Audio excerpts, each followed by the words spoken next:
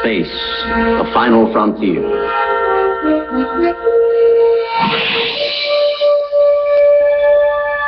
These are the voyages of the starship Enterprise. Its 5-year mission, to explore strange new worlds, to seek out new life and new civilizations, to boldly go where no man has gone before. All right, welcome back to the show, folks. The American Adversaries Drive Time Primetime Show, where we endeavor to go where no radio show has gone before. Every time I hear that, I'm thinking, wouldn't it be nice if we could send Barack Obama off on that mission? Oh. See you in 5 years, buddy. Beam him up. Right. Actually, flying saucer landed on the White House grounds today, and they said, we're looking for strange new worlds, and this is the #1 on the list. #1 spot. All right, folks, you are in the #1 spot because you got the #1 Drive Time Primetime Show tuned in. That'd be us, the American Adversaries, on FM 105.5 and AM 660. The Answer. Mike McBath, chairman of the board, is in the saddle today. He's in the driver's seat. I'm Christopher Hart, and with us is John L. Casey. And John L.'s new website is veritense.net. Right, John? Roger that. And that's spelled VERITENSE.net, veritense.net.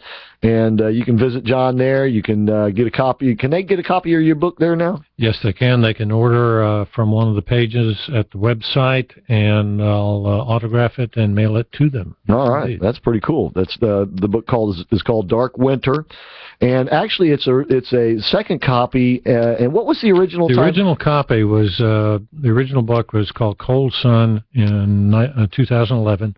It was picked up by a company, a leading media company, which I'm very grateful for, Chris Ruddy at Newsmax Media. They retitled and reorganized the book and said they want to put that book in every home in America, and they called it Dark Winter instead of Cold Sun.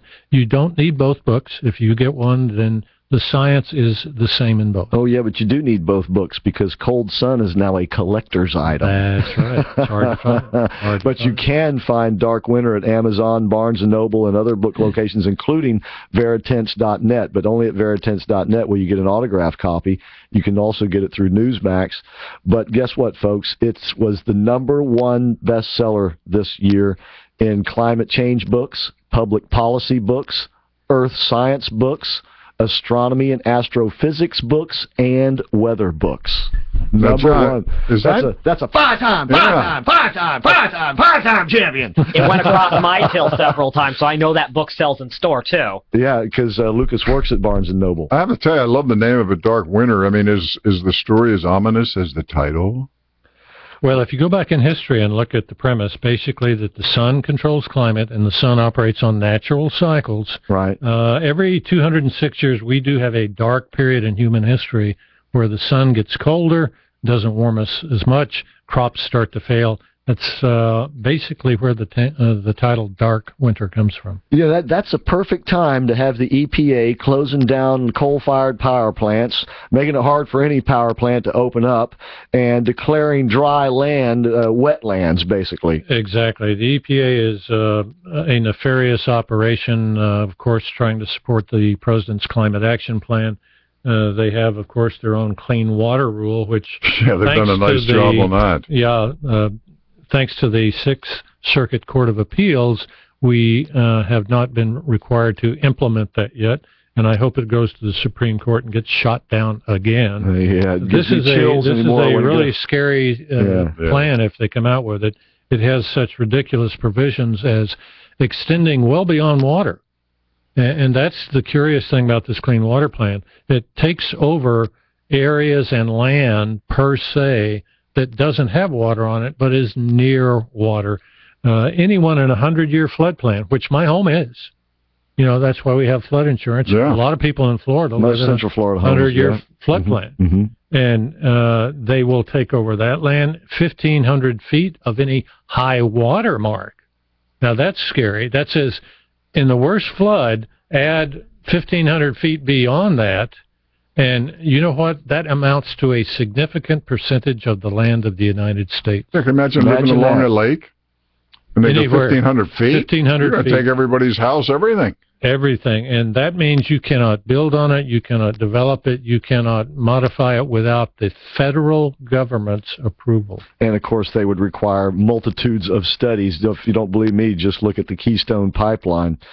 Those plans have been put on hold by the circuit court, but, you know, anything going to this Supreme Court, you got to wonder, right? One of the worst provisions of the EPA, in my opinion, is its enforcement capacity. They do not really have to have rule of law behind them. They can go into just about any area near water under this rule and slap you with a $30,000 to $60,000 a day fine for noncompliance if you haven't gotten a permit to do this or do that. And here's how they do it. At least this is how they did it to the Gibson Guitar Factory. They went in there with the FBI, I believe the DEA, and several other agencies, including local law enforcement, saying, look, we have this order here, and we're going to go in. We need you to help us enforce it in case they get out of line or something like that. So you have this whole, you know, enforcement law force that comes in behalf of the EPA. Yeah. But this is purely... And by the way, they have their own armed agents. That's correct. Yeah, this is a political tool. I mean, you know, you're talking about something so dangerous to allow that to go on. And then you saw that the other day, too. Obama is against us exporting oil and gas. You know, if we export oil and gas, we obviously hire, you know, tens of thousands of more people. We lower the cost for our people of poverty level, and we also hurt our enemies because we can provide Europe, etc. Here is this bozo, Obama. He just said, well, I'm opposed to it. He doesn't even know why. He knows why. Yeah, he knows why. He's simply trying buy some more marijuana for himself. Well, weaken the United States in any way. Yeah, Mr. Pothead. He can. And, of course, we do have this big conference coming up in France, in Paris. Paris, France starts the last week in November, ends about the 10th of December. Now, who is officially hosting it? Well, it's the United Nations. Okay.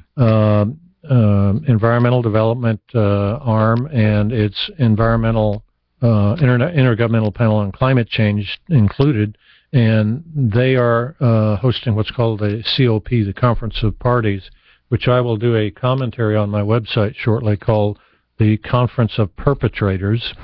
Since basically I have said consistently for 8 years, the use of the greenhouse gas theory to foster political change is the greatest international scientific fraud in history, and therefore these are perpetrators of a fraud going to Paris, and I want everyone to note which leaders actually go there and write their name down in deep, dark ink for the future. And, of course, what they're perpetrating, the purpose of perpetrating this fraud is to instill, in essence, a one-world government. You know, it's always difficult when I speak to groups around the country, and especially here in Florida, when people ask me, well, you sound like you're a conspiracy theorist, and therefore you don't have credibility. Unfortunately, that's exactly what we're looking at, but it's no more a conspiracy than being a Democrat or Republican, except this has grown and grown like Topsy, starting at the United Nations, which is the #1 socialist/communist organization on the planet. Yeah. And now here we are 30 years of propaganda later, even including 18 years without any global warming whatsoever, and yet we're confronting and about to see the largest international gathering of leaders to pursue the myth of man-made global warming strictly for socialistic gain and wealth redistribution. And that's according to their own leaders at the UN. Yeah, but the wealth redistribution goes to the leaders, not to the people. That's the sad thing about it. Yeah, absolutely.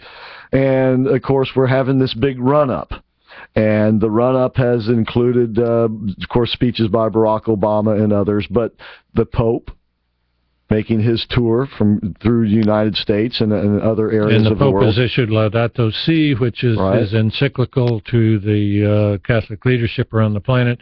Now, of course, the Pope doesn't have any scientific background to understand greenhouse from other house, but, you know... What's that other house? In fact, that's a good point, because a lot of people think, well, he's got a degree in chemistry. Do you know what his degree in chemistry amounts to? Pretty much like going to Mid-Florida Tech. Okay, I'm not trying to say anything bad about Mid-Florida Tech. I mean, you can go to Mid-Florida Tech and you can become a great truck driver. Mm-hmm. You can become a great mechanic. You can become a great air conditioner repairman, electrician. But that does not mean that you have a scientific degree from a university, four-year university or college. Or that you have practiced for 30 or 40 years in your field and received distinction and recognized, et cetera, 100 years of, or 100 research papers under your belt, and more importantly, you actually know the field. There are many Nobel Prize winners in science who simply don't have a clue about climate research because that's not their field. Unless you study in that field and you practice in that field, as I have and many of the scientists that worked with me over the last 8 years, you're really not up on what the science is, how good it is or bad it is in this climate debate. I had a personal experience. I had a neighbor who used to live across the street. She's moved away now, but she came here from Kyoto, Japan, making up all that Kyoto business. She was in on all that, right? And she used to brag to us neighbors about it. And she was a professor at UCF. I presume maybe she still is. And so I was talking to her one day, and this was before she threw me out of her yard.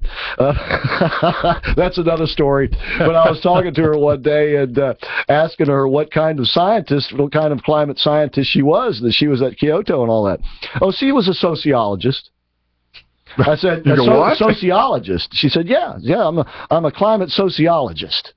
And I said, okay. And that wasn't the time I got thrown out of the yard, but well, I was tempted to say something that would have gotten me thrown out of the yard. Look at the leading, so-called leading scientists at the UN Intergovernmental Panel on Climate Change who have been found out to have falsified the data, to lie about the data, about what's really happening with the climate. So when it comes to having a PhD in climate science and being a leading climate scientist for the UN, where's the credibility? Right. And one of the other questions I frequently am asked is, why should anyone believe me and the friends and scientists like me versus the United Nations? Right. After explaining that, I say, it really boils down to, do you know what you're doing? Have you proven over the years that you can predict climate change? The UN has been an utter failure.